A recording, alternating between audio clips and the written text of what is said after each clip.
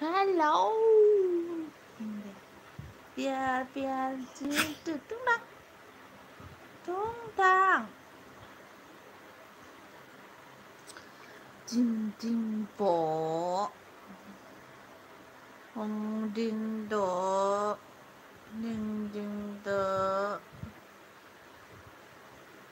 जानांगौ लोंनांगौ खि गोरा नाङि एक्सनो आं नोंनो मैया माबाजों हरबाय दे मोननै ना मोनथाम ना बेसेबांबा आइडिजों हरबाय आङो आंनि एक्स सोंलु इदिटफोरखौ हेल' आब' हेल' वेलकाम आंनि एलबियावहाय वेलकाम फैलायबाय सानसु सांग्रां 12थानि बुहुत जानानै मोनदों दे खि गोराननो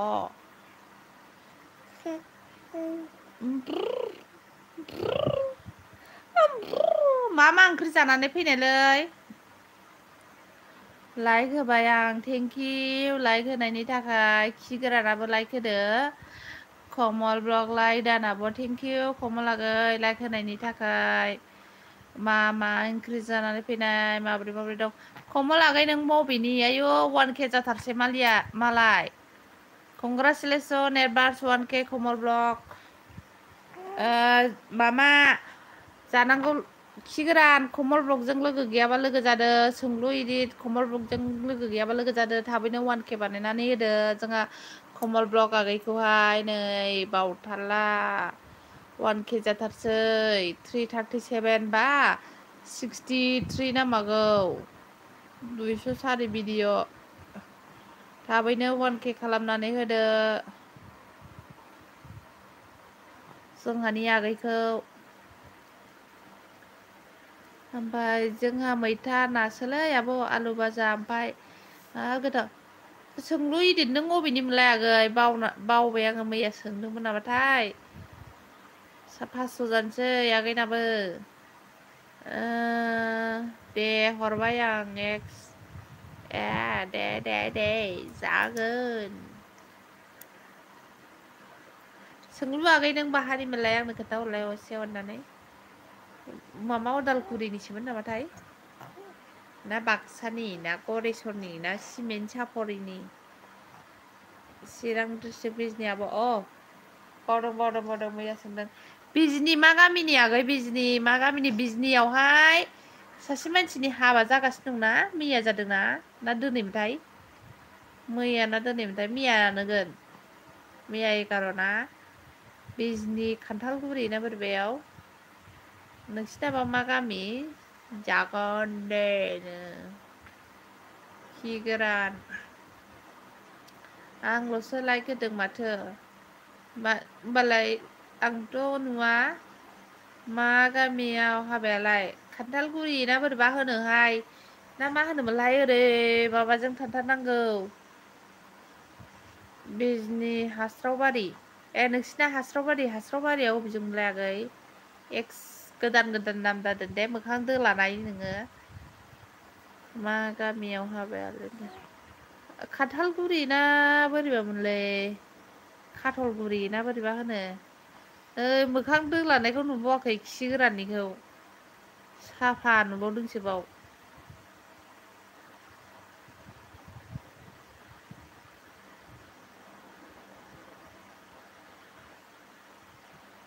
बिजनि साहाजों थांनांगौ बर' बाजारजों नामा ना बेसरबारिजों जाखांबाय नामा एक्सनो जाखांबाय जानानै नोंसोरजों दसे रायज्लायनो होननानै फैलायबाय हारसिङै थाबा फाग्लि बायदि मोनो ओंखायनो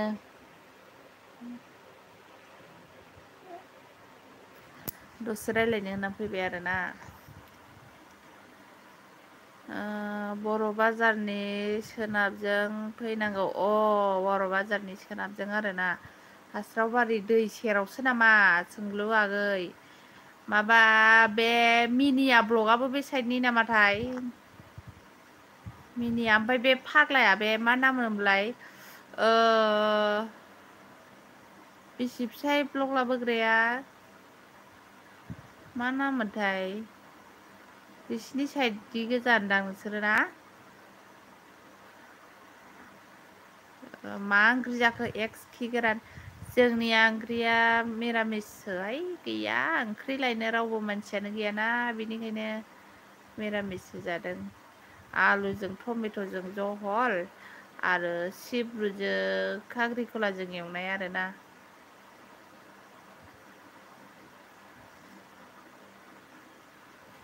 माबानि लाइन हायेननि लाइभ सोलिगासिनो जा मानसिफोर दङ हायेननि लाइभआ दासो ओंखारनानै फैदों हायेननि लाइभनिफ्राय 18 जन 20 जन गाहाम दङ बिराद मानसि फैयो बेनाव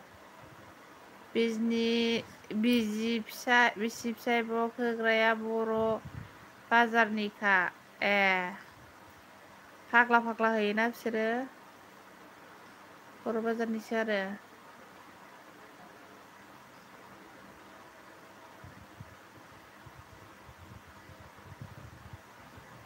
हास्रावबारिया दै सेराव जायोना आगै सोनाबजों थांनानै खोलाजोंबो थांनांगौना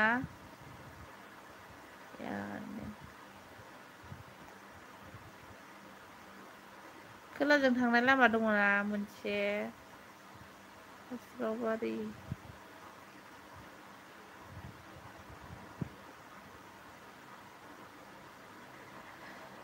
बिजनि बर' बाजार मंगलियान आं मंगलियानआव थांखांबाय बर' बाजाराव थांखांबाय काटलगुरि थांखांबाय आरो बेसरबारि आरो बिजनियाव मा गामि लावगाव माख्रा दै गिदिर गैया जोंथिं फिसा फिसा दैमासो दंलाबायो दैमा ना मा बोहैनाय माख्रा ओमफ्राय मंगलियाननि साहा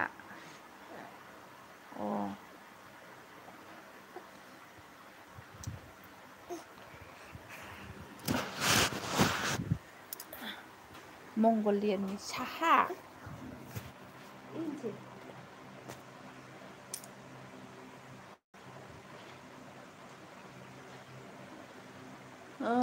माख्रानि सानजाजों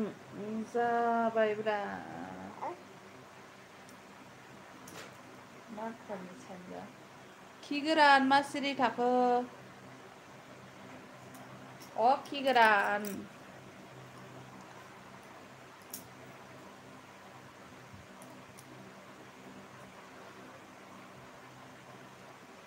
मा होनदों जोंहा खिग्रा आयै माथो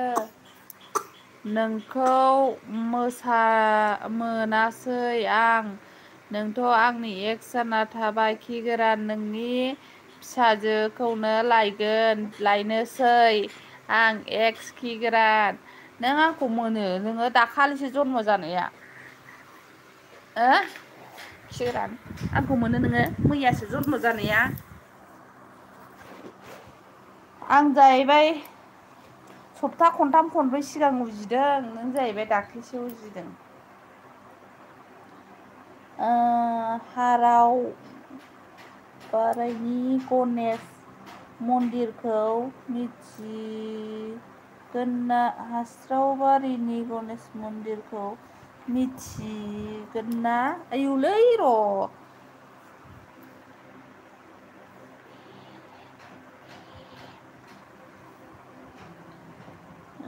मिन्थिया गनेश मन्दिरखौहाय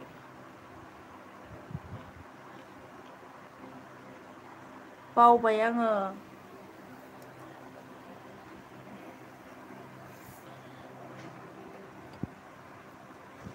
गनेश मन्दिरखौ मिन्थिया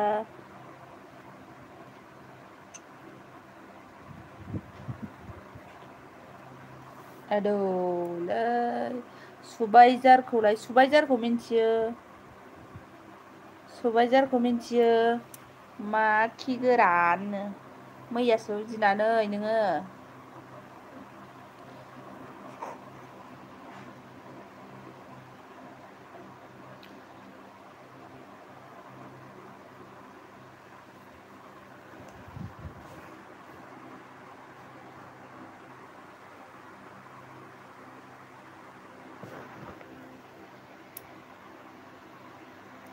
फांखायाबो ग्राव ग्राव ग्राव सुबायझारनि सानजाजों फैना सुबायझार सानजा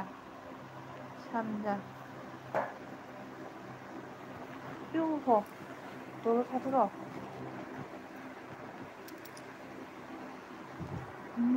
जायखिजाया बर' बाजारा खाथिसिन जायोना नोंसिनिया आं 90 इयार्स सिगांनो उजिदों आं फिगारा आं होनबालाय 100 बोसोरनि सिगांनो उजिदों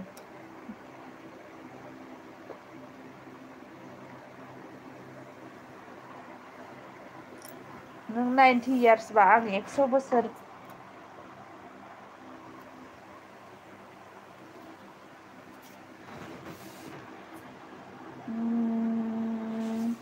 सुबायझारनि सानजाजों फैनानै सुबायझारनिफ्राय थांलाय फैलाय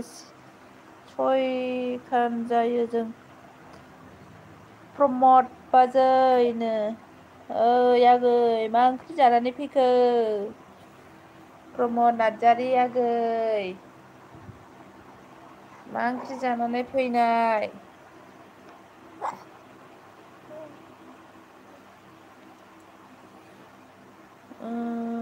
जोंनिफ्राय बर' बाजारा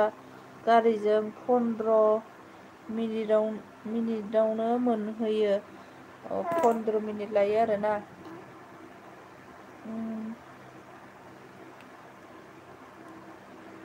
दे बिखुनजो लेंसै आं नोंखौ खिगोरान आंना बिजामादै दंखायो सानै बिजामादै दंखायो आंना निलेक्स दं आरो सासेया जोंनिया माबा दं मा नाम होनोमोनलाय र' मा प्रदिप दं बिजामादै दंखायोलै आंनिया सानै फिसौबो दंखायो नोङो खि गोरानखौनो थाबानो जाबाय खि गोरानानो थिग जागोन नोङो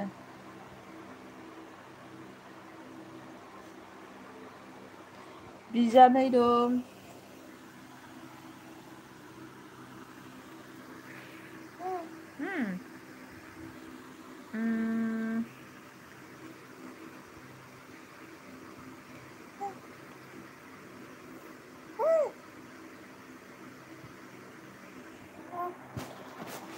फन्द्र मिनिट आं हास्राव बारिखौ बारा गोसोआव गैलालै एखे मामा बर' बाजारनि ओरै बर' बाजारा मोननै लामा थांनाय दंना बर' बाजारा सोंलु मोनसेया जाहैबाय सोनाबजों ओमफ्राय मोनसेया जाहैबाय साहाजों नङा होमबा ना माजोंमोनथाय बावबाय आङो बर' बाजारखौ ओमफ्राय सोनाबजों थांनांगौमोन नामा नोंसिनियाहाय नै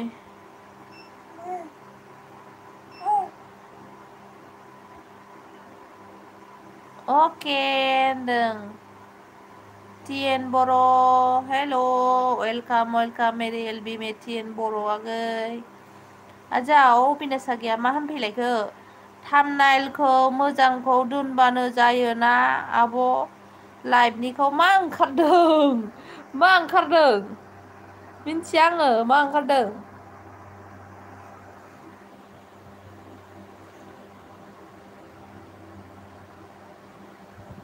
मा ओंखारदोंथाय दालाय अफाय सोलायजाबावनो बेलाय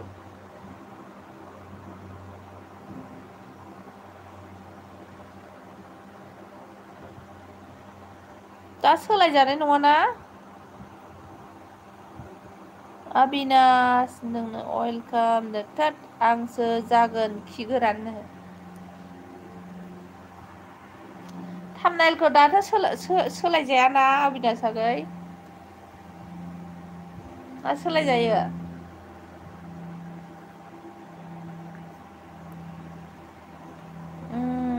आंनो हराबा थांसैलां थांसै होनदों नै थांसै होनदों दैसा हराबा थांनोसै खि गोराना खि गोरान नोंना नाम गोदान नामा खोन्था हरखोमालाय आंनो सिरि सिरिनो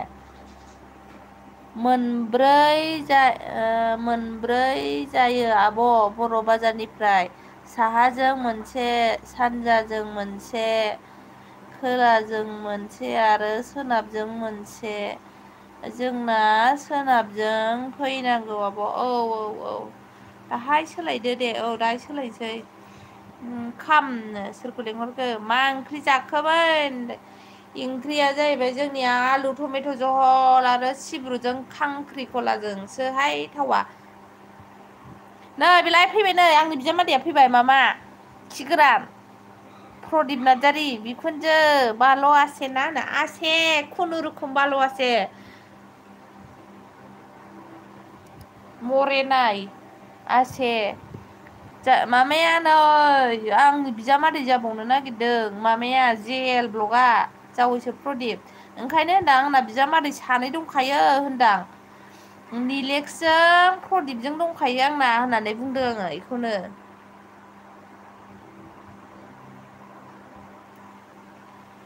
नों खि गोरान थादो होननानै दे खायदों दे केमेरा दे मा होननाय जाखो खेबदों ना मा होननाय जादों देखायदों दे केमेरा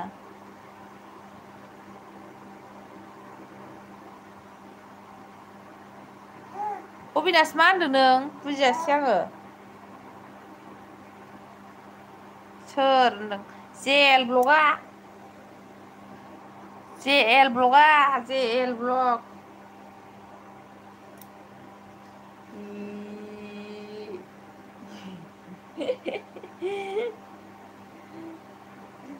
जेएल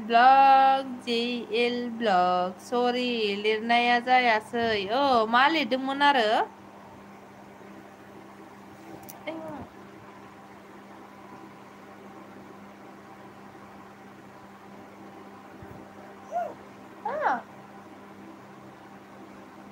मा लिरामोन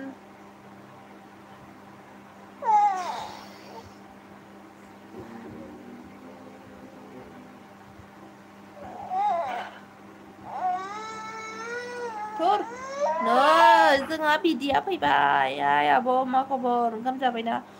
जाबाय आबै ओंखाम जाखांबाय जाथारलायबाय बेहा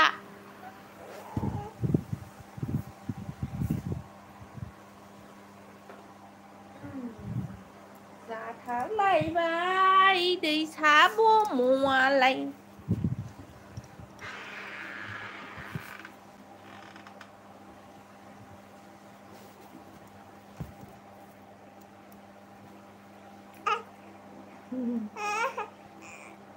दैसा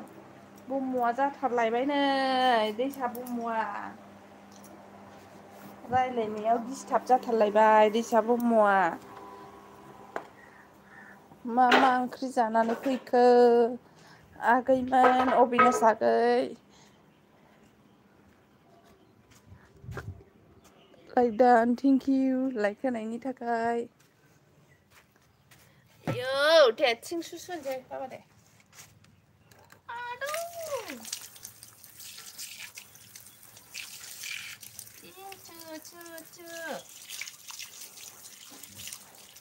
दैसाया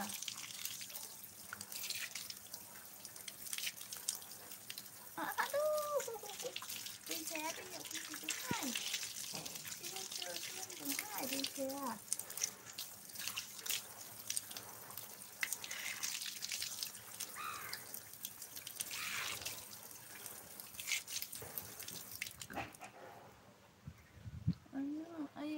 ayo bener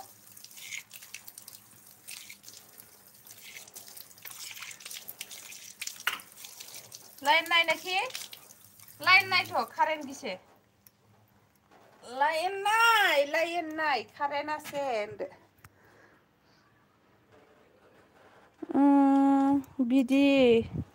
बिदि दिदि आंनोथ' गोथाव मा होनदों नै बिदि दिदि आंनोथ' नों रिटार्न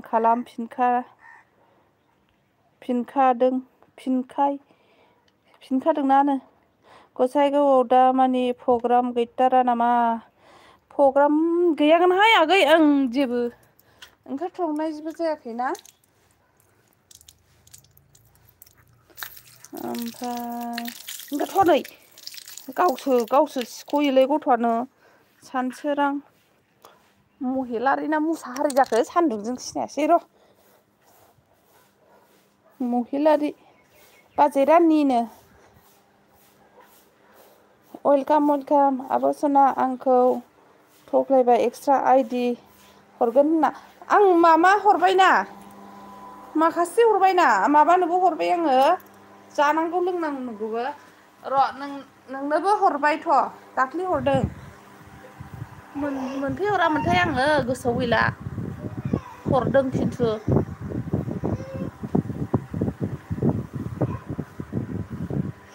र' गथ' र' दा गाबलाबायखा बुजागोनसो आंजोंहाय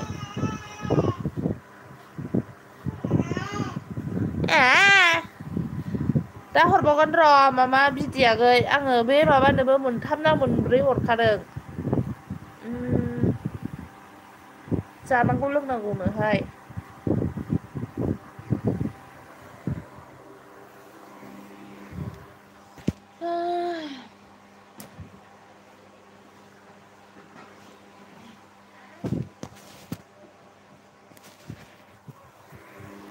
ओमफ्राय अबेसिम थांखोमोनथाय र' खालामफिन प्रदिप दिदि होनदों जास्टिना हाय आब'हाय वेलकाम आगै आंनि अइल बियावहाय बरायबाय नोंखौबो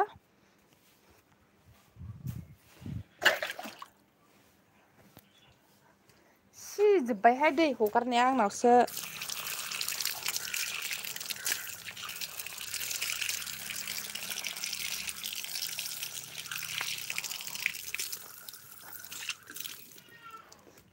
गथ'आ गाबज्रि हरगासिनो न' सिङाव थानानै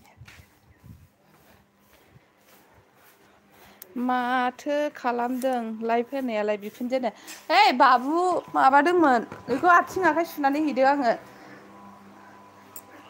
हासुनानै मेंख्ल' खालामदोंमोन गैला अबिनास दङबा आंनो खोन्थाहर आब' सनादे होनो आंनो मिथिनो नागिरा अबेबा प्रग्रामखौहाय सिजोबहोबायसो आंखौहाय थास दैसाया दे सना ओइ फिसा दे सना दे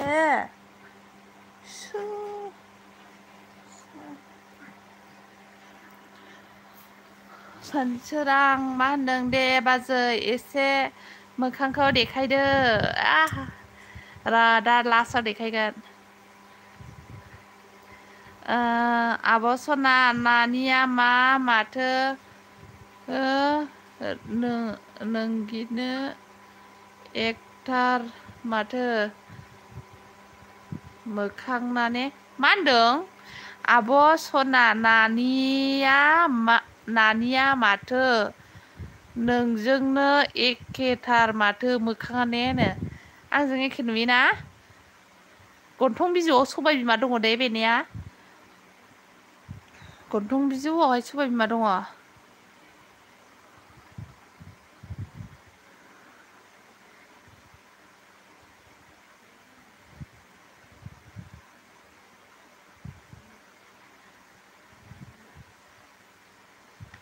आयौ बबावबा सेबलांबाय आङो दानालाय जाफिनबाय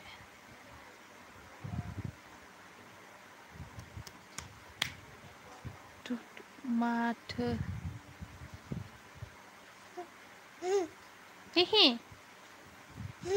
हे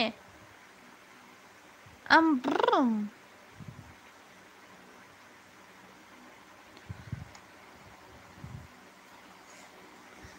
सोर दङ कमेन्ट खालामलाय जोंनिया खि गोराना थांगोन ना माखो एमबि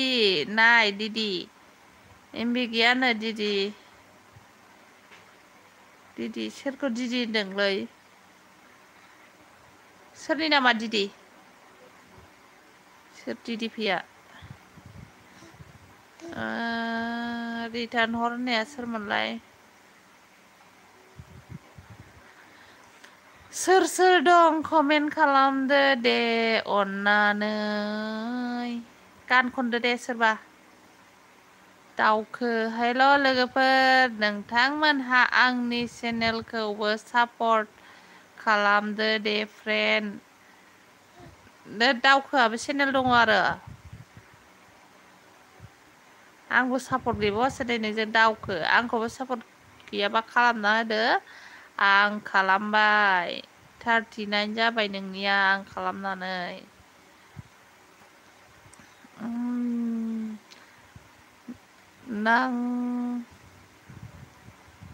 नांथासै आब' आं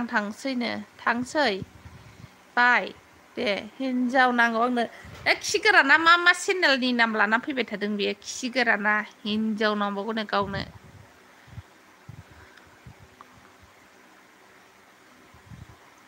खि गोराना फाग्ला नाम लायोलै नामा लाखादों खि गोरान दारि गाब स्रें दारि गाब स्रिं मेगन लादाय होननायसो जाबाय मोखांदो लानाय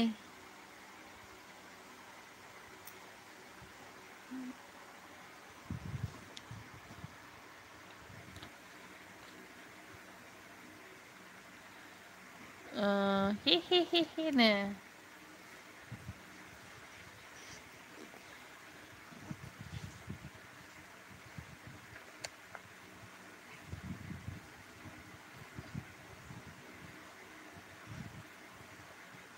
खि गोरान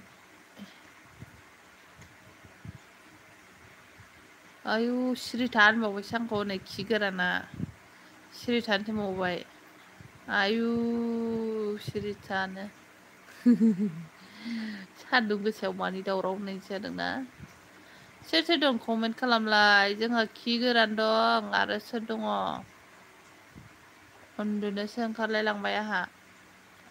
थांजोब्बाय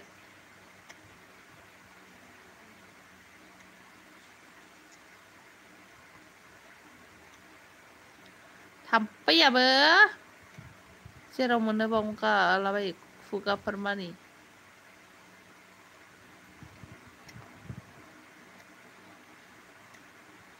नों आंनिखा सनानो खि गोराना माबा चेनेलनि नामफ्राखि बिदि जाफेरो सापर आइदि मालाय नों आंनिखा सनालाय बावसो जाहैदों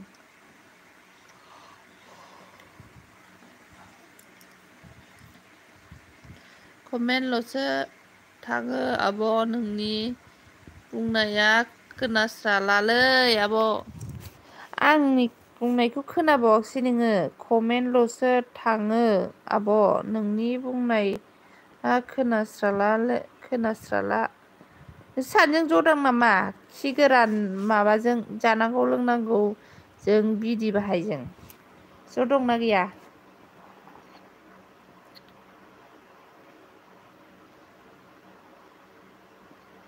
नों आंनि दाउ मैना गानहोबाय नोंनो सेन्देलनि दोंसे माला दे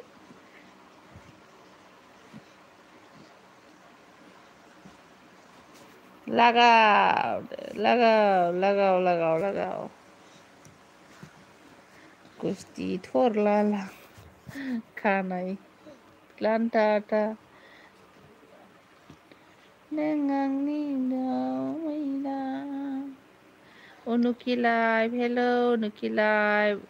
like done thank you like देने के लिए जो गया ले अब मैं जो गया कैसे हो ठीक हो नोंखौ खावना लायगोन मा जाखो माखौ नायखोखो नोंलाय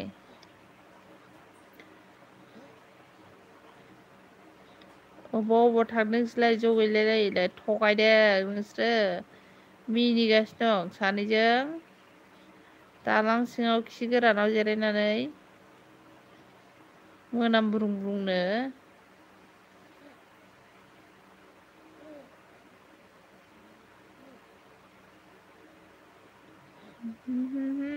नों चेनेलखौनो खालाम नोंनि चेनेलखौनो खालामखाबायना आब' सिगाङावनो आं दे जेबो नङा दे आं खननायखौ होनदों आरो नोङो ना 1 मिनिटनि उनावसो खोनायो बुंनायफोरखौ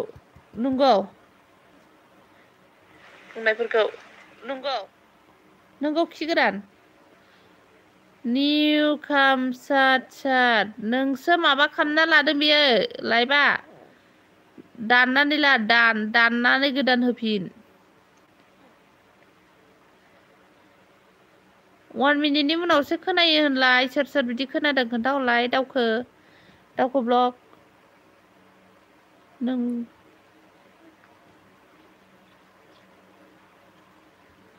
बाय बाय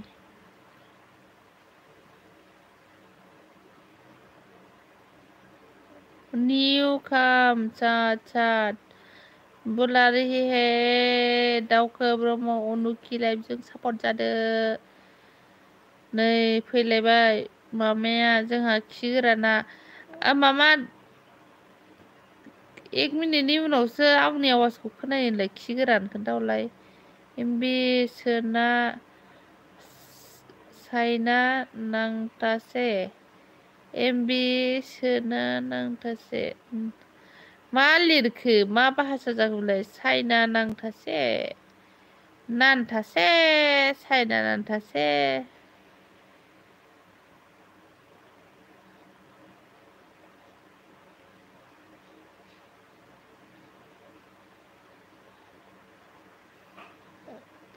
एमबि सोना नायतासे नो मिथियालै नो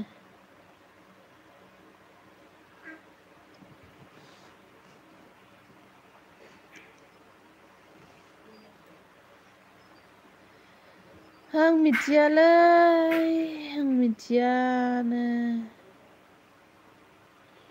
खि गोरान दु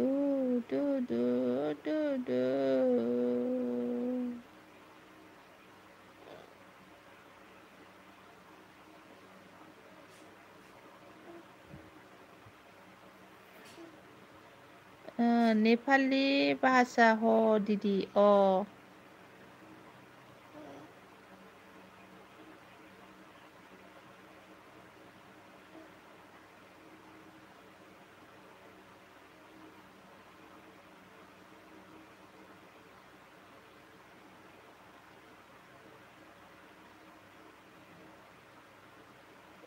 नेपाली भाषा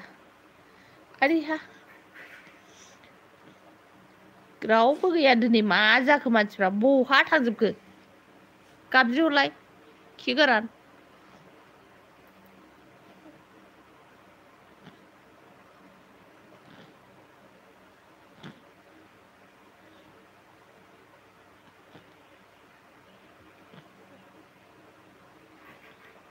खि गोरान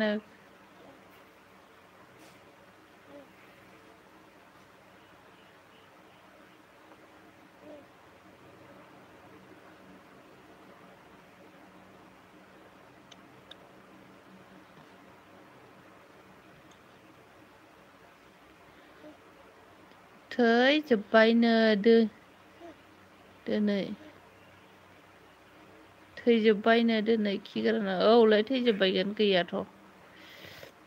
सब मरि गल मानु गीता আমি एसामिस ना जाने আমি বাংলা ভাষা জানে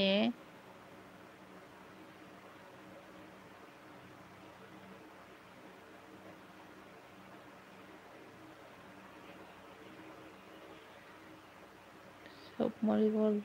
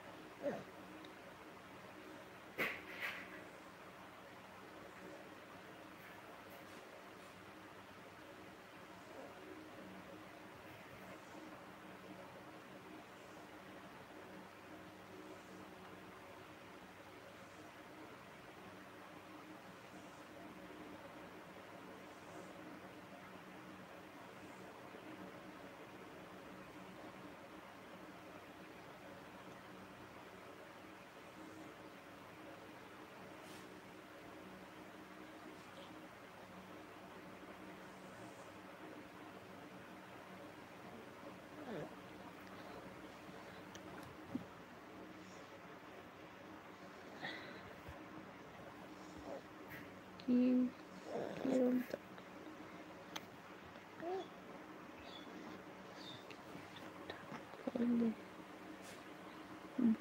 आसुनाय बालू आसुनाय केमन आशा दीदी की सब्जी कैसे